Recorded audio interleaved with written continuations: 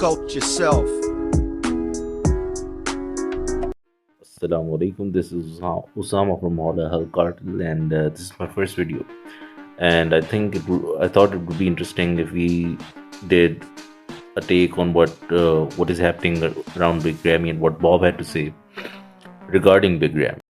Develop person on that stage to meet the criteria, and they will put them in the winner's circle. As I've explained before, a lot of times this person doesn't exist. So they pick whoever looks the best that day in comparison to whoever else is on stage that day. There are various degrees of levels of competition over the years. I think we would all agree. Whether that's 10 years ago, 5 years ago, last year, doesn't really matter. The reason that Big Rammy lost is Big Rammy did not bring his best. Anybody who sees anything differently, you need to pick a different sport to follow because you have no idea what you're looking at. If you can quote conspiracies, but this notion that there's any higher ups, that there's any meeting of the pro league, of the people behind closed doors, the powers that be, having any influence on a direction of bodybuilding or why certain people win. Sometimes it's just a preponderance of the scoring. In first place at the Arnold, probably. Other people that had Andrew Jack in first place, probably. I never saw the score sheets before. They took out the highs and the lows, so I don't know. I mean, we could have that conversation with some of the judges. But I can assure you that at the end of the day,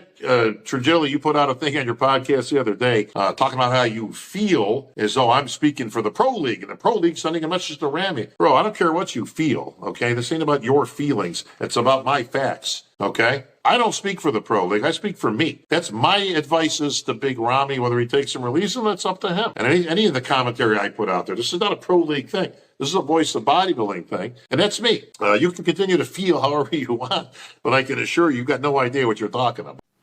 Well, after listening to what he had to say, I'll call it entirely bullshit. And there's just Big Rammy is becoming a political victim. I know what he did. I know he was going through some personal issues. That's why he didn't pose at the Pittsburgh show. But overall, it's just bullshit. They're trying to defend themselves in a way that's pretty obvious that they want people to, like them, and people can identify bullshit there and then. So let's see what Big Rammy has to do.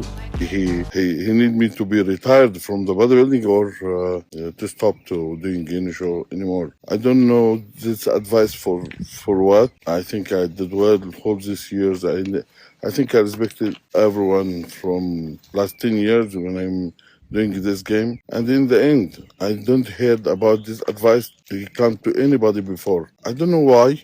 I don't know for any reason, but I think I did well all my life. I think the last show I did my best and I come in the best version for me. I just need to say that because already I believe in myself and I think I did well. In the end, I respect everyone, but I need to say something. I did this sport because I love it. If somebody who don't like me to compete, why you don't give this?